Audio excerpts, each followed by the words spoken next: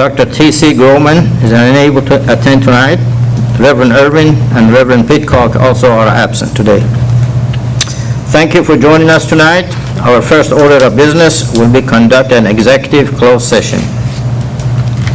The board will now conduct an executive closed session to discuss items posted on our agenda pursuant to the following provision of Texas Open Meeting Act and allowed by Texas Government Code Section 551.071, 551.072, 551.074, and 551.129. No voting will take place in the closed meeting. Any action the board wishes to take as the result of discussions in the closed session will take place after the board reconvenes into open session.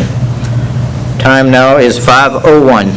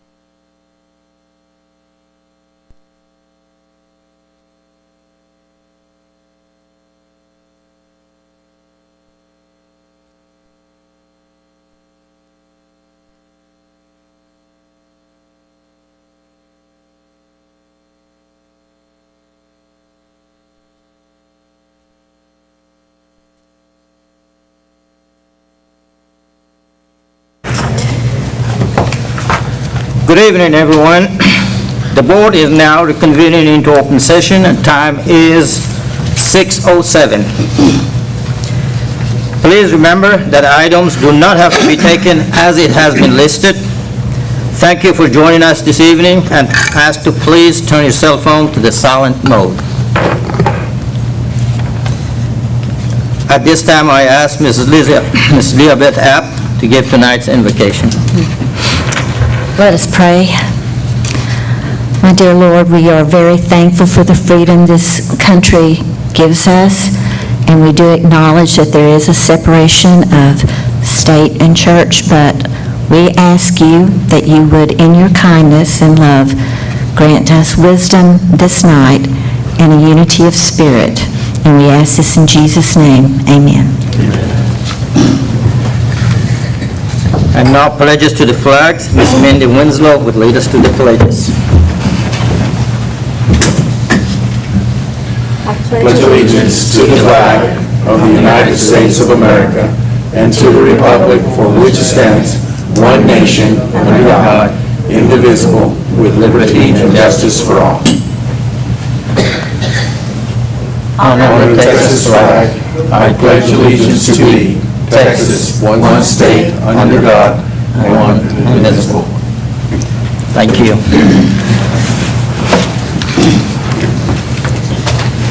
At this portion, we have our superintendent's report and announcements. President Fashid and board got some great things happening. Even though it's summer and the kids aren't in school, we're preparing ourselves. We're in our 4th week into the summer, and there's a lot of projects going on around the district with which are normal for this time of year. Work is underway at Thomas J. Rusk Elementary School. Matter of fact, if you take a drive around the backside, you'll see a lot of the work that's being done. With the project approved by the board in February, we'll be doing the following: the repaving of the parking lot in the driveway, creating a new parking lot on the east of the OUB building, and installing the drainage improvements that they need. We'll also be replacing a water line that's back there, and we will also be reconfiguring the pave and the drop-off sidewalk and courtyards at the campus.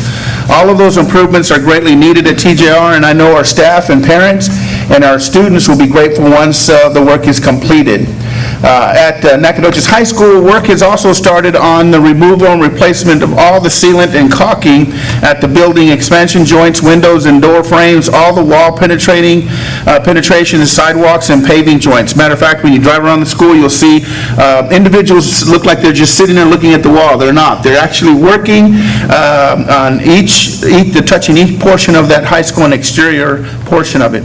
At the plant services facility, work is continuing on resurfacing the parking area and the surface area surrounding the building. This project was much needed for our staff who make sure everything else is working properly throughout the district. Mr. LaRue's been doing a great job. Those guys can't wait to get back to that property. They're spread everywhere in the district in order to give us the space that we need for them to get them some well-needed TLC there.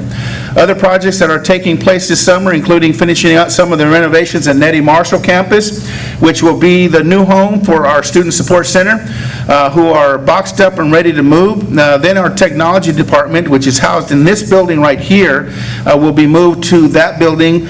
And the E.J. Campbell, this facility, will soon to be formed site for the Student Support Service. So there's a lot of items being done this summer throughout the district.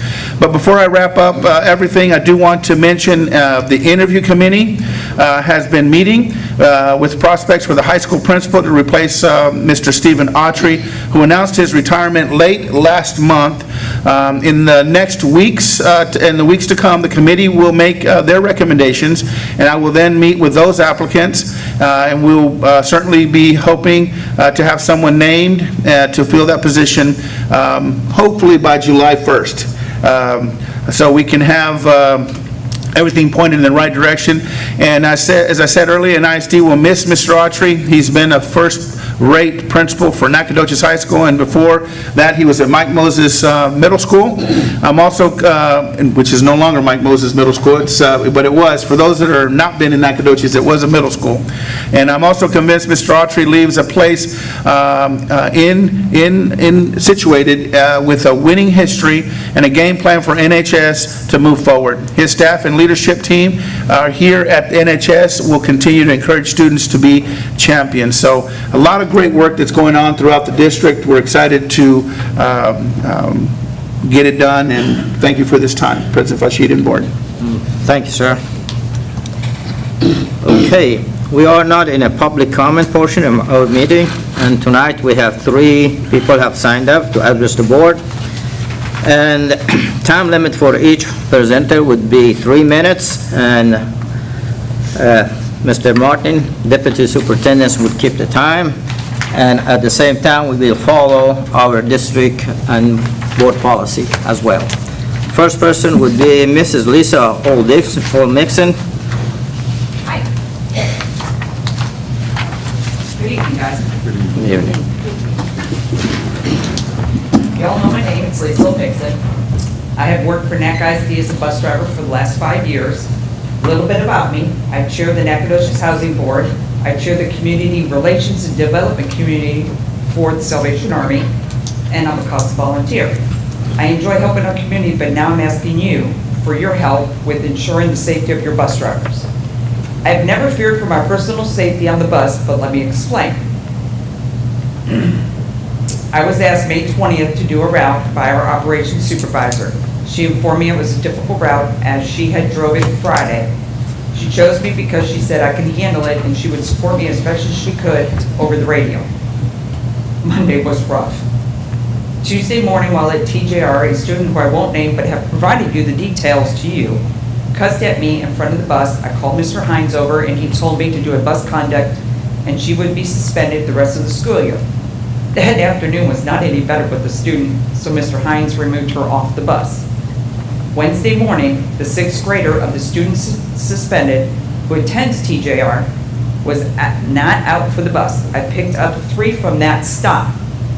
She had been told for 2 days that she was not out for the stop. When I came back through, I would not pick her up wrong side, causing her to cross the street for me to pick up. I made the loop, and she and her mother were out walking literally in the road. I stopped the bus, let the student board, and the mother proceeded to yell at me things I won't repeat here, but provided you the incident report. That's when I feared for my personal safety on that bus. I actually thought the woman was going to get on. This was not the first time a parent has yelled foul language at me with children on the bus. This happens yearly at your bus drivers. This is the incident I thought, as I said, I was going to get hurt. Not like I can run, I'm buckled in the seat, and I have 45 students at that point on the school bus. I asked Stacy that Wednesday evening if there were any repercussions for what happened to me that morning, and he said no, that the district does nothing. That evening, I made up my mind that Thursday, the last day of school, was my last day as well with NAC. Spoke with the operations supervisor about my thoughts, and she said, I understand, please bear with me. There will be changes coming. There was some other talk, but I agreed to bear with her. But y'all don't understand. I'm not an easily scared person. I was scared crapless that morning. I called Mr. Tarvin's office May 24th with my concern and never heard back from his office. I implore you to watch the video May 22nd about the 7:15-ish incident, if it's still available to watch. What I'm asking is, we have a student conduct, can we not implement a parent code of conduct, have repercussions for their actions, i.e. take their child for a period of time to school, punishment reflected of their choices and their actions? Ms. Mixon? Yes. Your time is expired. That works. Thank you. Next presenter would be Mr. Damian Old-Mixon, please.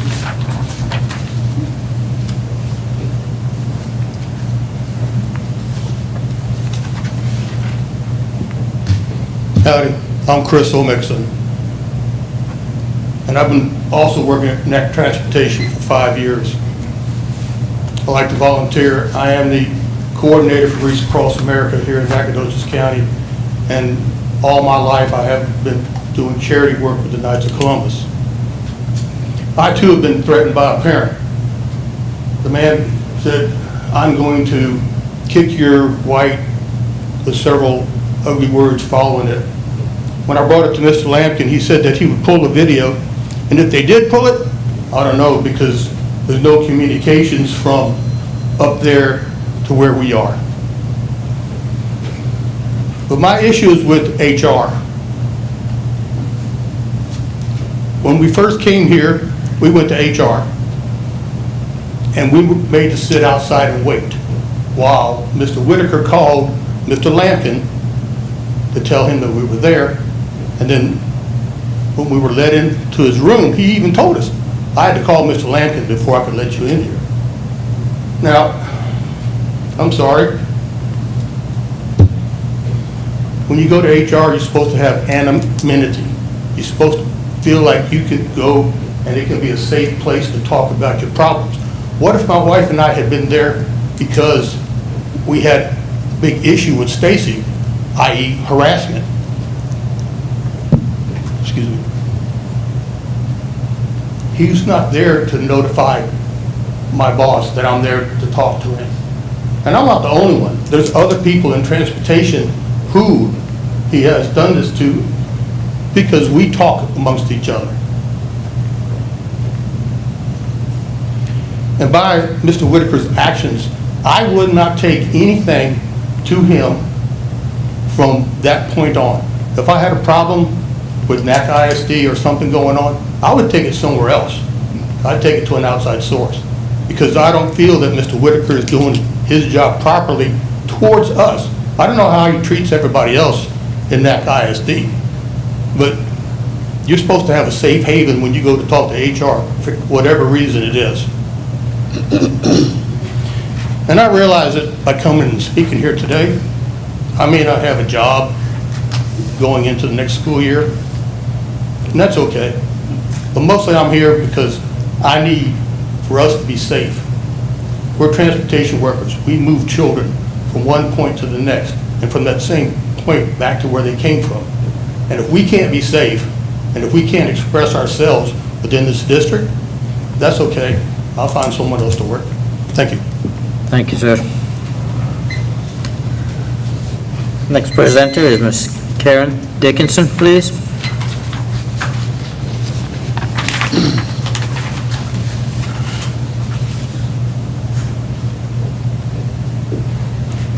Good evening. My name is Karen Dickinson. I've just completed my 22nd year of driving a bus for Nacogdoches ISD. I'm here tonight to stand up, speak up, and not give up on the NAC ISD Transportation Department. Over the last 10 years, we have deleted 25 routes. Many of our experienced employees have quit. New employees have been hired, and they have also quit. This past year was the worst we ever had. We haven't been able to cover the 32 routes we have left. Most of those routes are already doubled up, and when we don't have enough drivers, we triple up the routes. This is now hurting our students. They are arriving to school up to an hour late in the mornings. Many times our students and parents have no idea when or if a bus is coming. This is hurting our working families. Attendance has also been affected. Parents have to get to work and our students end up missing school when the bus doesn't show up at all, or when our students just give up on us coming and go back inside because the bus is over an hour late. There is a national bus driver shortage, but many of the reasons drivers leave Nacogdoches can be addressed. I always ask drivers why they leave, and I've got the top 8 reasons. Due to the time constraints, I have provided a handout for each of you to review. The reasons are listed in order of the most common grievances from our drivers who have quit. As you will see, the number 1 reason is not the pay. We appreciate any raises we receive, but our drivers do not feel respected by and have many issues with the leadership at the Transportation Department. We're dealing with leadership that doesn't seem concerned for our students. Our leaders regularly miss work or come in late to work. All of our morning routes should be completed long before 9 a.m., but our leaders seem to think it's okay for them to show up at 9 when our day is half over. If they do show up in the mornings, they tell our dispatchers that they have to stay in dispatch and supervise instead of driving a route themselves. This is also why our students are an hour late to school way too often. On the many stormy mornings we had this year, we felt abandoned by our leadership. Back when GW Neal was still working, he would come by and check on us when the weather was bad and even go check out areas that we were worried about. Now our buses drive down those flooded roads, we get stuck behind washed out areas, down trees and power lines. At this point, I feel like it's only a matter of time until we have a major accident, either from an overwhelmed new driver or one of us older drivers who is rushing around to pick up extra routes. Thank you for your time. I would appreciate it if you would please review the handout and consider some changes to our leadership for next year. I would be happy to answer any questions you have about our department. After 22 years, I felt like I owed it to this district to let you know why we can't seem to keep bus drivers. I'm very concerned that our current leadership is taking us in the wrong direction. I will also apologize in advance if my handout is a rambling account of the problems we are facing at the Transportation Department. Education begins with transportation. I'm very proud to be a part of Nacogdoches ISD. Thank you, you. Ms. Dixon.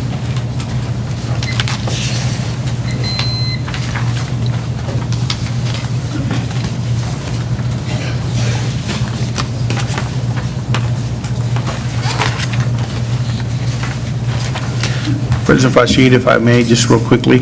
Yes, sir. It's always very awkward to end this segment because by policy, we don't interact with questions or statements that are there.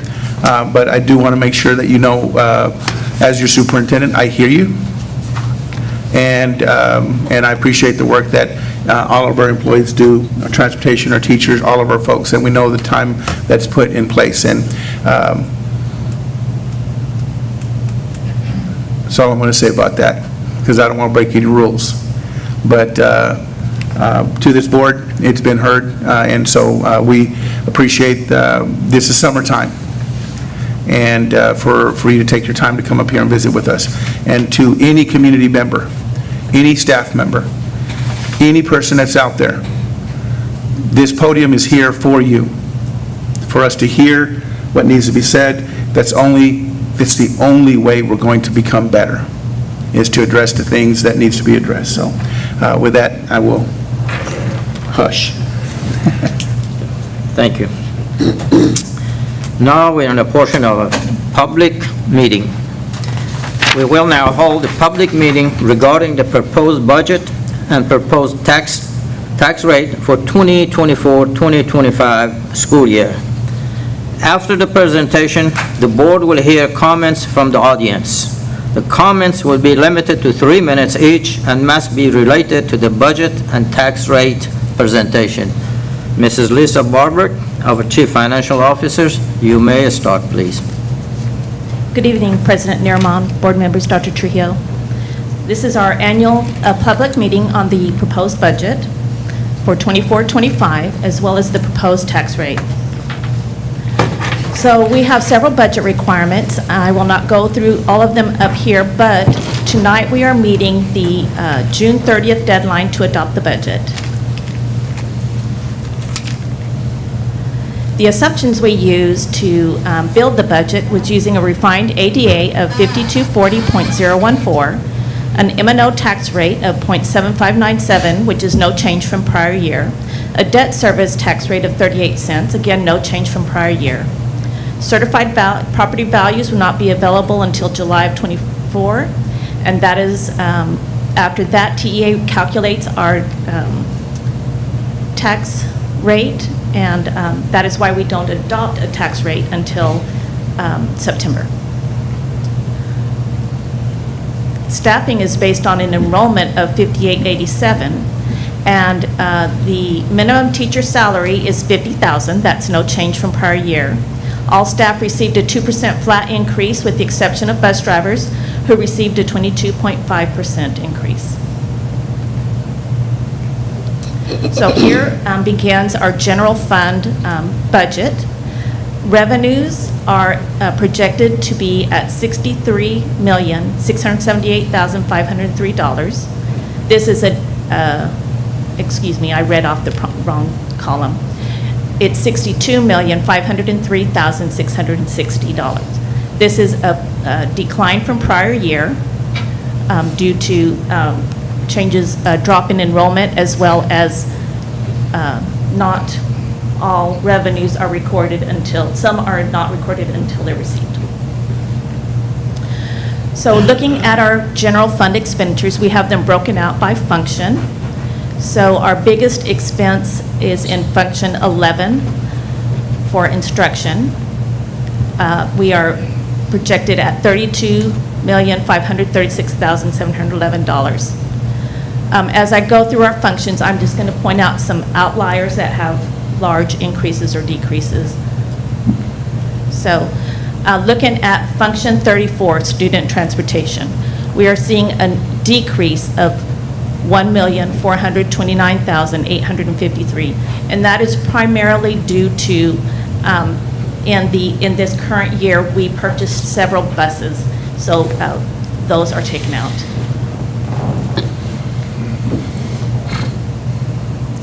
And then in function 81, we have a budget of $500,000. This is a decrease of $4,090,606. So this is due to construction projects that have not been carried over yet. So whatever is unfinished will drop into fund balance. Next year, we'll be pulling them back out again. So here's a summary of our revenues at $62.5 million, our expenditures at $62.5 million for a balanced budget, and our ending fund balance is projected to be $35,809,319. So looking at that, we have projecting out our policy of, board policy of requiring 3 months in fund balance. 1 month of operating expenditures is $5.2 million. 5.2 million times 3 is $15,625,917. So we are well within our, meeting our board policy by 3 months. So some general fund highlights. The budget was built using a less conservative approach in payroll with using an assumption of vacancies of 4 to 10%. 80.87% of our general fund budget is in salaries and benefits, up from 72.07% currently. ESSER funds are in their final days to be utilized. September 30th is our final day to spend, and the M&O rate used to build the budget is not necessarily what will be budgeted, or will not necessarily be what is adopted. So spending by object, our biggest expense is in salaries and benefits. And in payroll alone, our biggest expense is in instruction at 60%. So now I would like to go into our student nutrition budget. We are projecting revenues of $4.9 million. Our expenditures are projected to be at $5.3 million with a deficit going into our fund balance of $418,167. Again, this is purposeful. We have had too large of a fund balance, and we are trying to get that down to appropriate levels. And debt service proposed budget, using a 38-cent tax rate, which is no increase from prior year. We will be doing another cash defeasance to get down our debt amounts. So we are projecting revenues to be at $9,436,607. The same for expense $9,436,607 for a balanced budget, and an ending fund balance of $5.5 million. Thank you. Thank you, Ms. Barber. Is there anyone in the audience that have to make a comment? If you do, you have 3 minutes time. You don't have to schedule for this. Okay. If there is no comment, that concludes our public meeting. Thank you. And I- President Rashid, before we leave that topic, can I share a couple things about what we just shared with the community? Yes, sir. I want to make sure that everybody heard clearly, we do have a balanced budget for Nacogdoches ISD. Unfortunately, that's not the case across the state of Texas. A lot of our peers, and my heart and my sentiment goes out to a lot of superintendents and school districts across the state of Texas, that have to adopt a deficit budget. And we would be there with them if it were not for the tremendous work, not just this year, but in previous years, Lisa, that you've done in this job as our CFO. And so with that comes the greatest sincerity and appreciation for the work that you've done.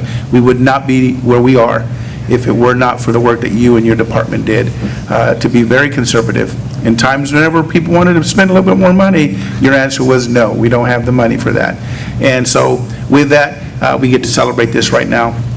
You're going to be sorely missed as our CFO, but we know you have, this time next month, you'll be somewhere enjoying the other side of what we all hope to enjoy one day in our stepping away from the job. So I wanted to make sure that first and foremost, from your superintendent to you, offer from this board and the staff, how much we appreciate the work you've done. But I also want to make sure the community hears loud and clear that we got to a balanced budget not because we had the funds. We have gotten to a balanced budget because we did the work that needed to be done, the hard work to do. Not that other districts are not doing this. We had room in our budget to do the things that we can to arrive to a balanced budget. But let me remind you some of the things that it impacted so that everybody can see that when you see this chart and you're looking through this, is for us to arrive to this balanced budget, it impacted instruction. It impacted instructional resources and media service. It impacted curriculum and development and staff development. It impacted school leadership. It impacted guidance and counseling and evaluative services. It impacted student pupil transportation. It impacted food service, extracurricular, co-curricular activities, general administration, facility and maintenance and operation, security and monitoring, data processing, and others that are there. However, through some innovative things that this administration has done, we've gone out to develop some relationships. Mr. Tarvin, in reaching out with Stephen F. Austin with the social worker services, Mr. Montoya for directing us in that direction. You're an advocate for social work, and saw that there was an opportunity for us to go and partner with them. We wouldn't be able to provide the services with social work if we didn't reach out to SFA for funding mechanism because we didn't have the funds for it. So we've got some resources there that are going to provide us the opportunity to provide social workers at each one of our buildings. Also the granting opportunities and grants at the state level for law enforcement. Our chief, who's in the back of the room, is fortunate enough to hire, and we can align ourselves to the mandates of providing a law enforcement agent at every campus. We're not a Marshall school district at all. We are a policed school district with our own police department. And through these grants, we were able to provide that opportunity to fund our police department, which was able to reduce and remove some of the funding from general fund and put it over in the areas to be able to do the things that we need to have. However, one of the things that Lisa mentioned to us at the workshop is this is a fund balance that's, a balanced budget that's here now. But in September, in the months to come, we might have an amendment that needs to come in here because there are expenditures as the kids start to arrive. We don't know what's going to happen on the first day of school.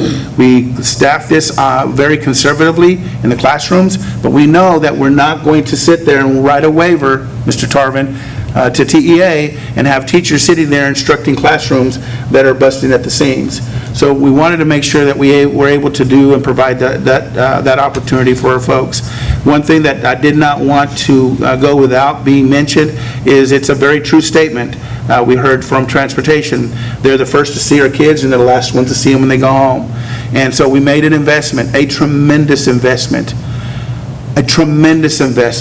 because we went back to the drawing boards and then we kept saying that's not enough. And so we were able to impact our bus drivers with a commensurate salary raise that makes sure that they know that we value them as our bus drivers. And we know it's not just about the money, but it does count. But we want to make sure that we provide all the other things that we can provide so our drivers feel that they are valued in Nacogdoches ISD. So that was a big portion that you saw with a 22% increase in salary, not just with our 2% across the board for our staff. So I wanted the community to hear loud and clear that we provided a budget, it's presented, it's balanced, but it wasn't without tremendous work from our building principals that are in this room that have sat down one time and then we call them right back and say we've got to go even deeper. to our directors in their departments, in the various departments that we have, and to the team that sat down and went in and kept going deeper and deeper and deeper. So with that, I just wanted to make sure our community knows that this work to arrive to this point was not without tremendous work. And once again, I don't know if any board member wants to say something, but Lisa, thank you very much for the work that you've done, so. On behalf of myself, and I'm sure the board, I'm sure they're going to make a comment as well, I want to sincerely thank you, the way you manage yourself and our programs and budget through the years that I have been work with this district. You're a wonderful person and a wonderful employee, and we're certainly going to miss you. And I have your phone number, by the way. Ms. Barber, I've gotten to know you a lot because we're kind of from the same part of, you're from El Paso and I'm from New Mexico, and so that road that goes back and forth every day. I just want to thank you because you enlightened me about a lot of things, and I know I asked probably too many questions, but I just feel like you have that capability, and you've done a great job for us, and thank you so much. We're going to miss you. Go ahead. I just have to say how much I appreciate you taking time to explain the nuances of everything that happened, even from when I may have posted from the peanut gallery things before I was ever elected. You took the time to reach out to me and clarify some things, and it made sense. And then after I was elected, I could see the detail, and I can tell you I have always had absolute faith and confidence in every single thing you have brought before us, and I appreciate that detail. I understand how hard it is to put it together. I understand how the government works and the regulations and all the little ticks and ties you have to do to get everything just right. So I appreciate that 100%, and we will definitely miss you here. Dr. Trujillo, Miss Thacker sitting over there, and she is going to be leaving us. I want to thank you as well. Who was that? Miss Thacker. Food She's my service. neighbor. She's my neighbor. Goodness. Ms. Barbrick, I should have worn my old T-shirt, English teacher, you do the math, because that's, that was my impression, you do all that math, and so I really have always had you up here. But now, going on 4 years of having to come to you with questions and stuff, you have the hardest job. It's not just math, which is pretty hard, but the laws you have to know, and you have to deal with so much bureaucracy, this form is due this time, and this is that. So you really need to rethink your leaving, okay? We're going to miss you, and I don't think we can do without you. There's not another one out there. Thank you, President. Proceed. Yes, thank you. Okay, we are moving to consent agenda. Unless removed from the consent agenda, all items listed will be acted on with one motion. If there is a board member who wishes to discuss an item during the consent agenda separately, please indicate the agenda letter, and it will be put aside for further discussion and a separate vote. Board, do you have any question concerning any of those agenda items? If not, I seek a motion for approval. President Rashid, I move that we accept the consent agenda as planned, as saying. Okay. Need a second. I'll second. Okay. All in favor indicate by saying aye. Aye. All opposed, the same sign. Ms. Anderson is passed. Okay. Now,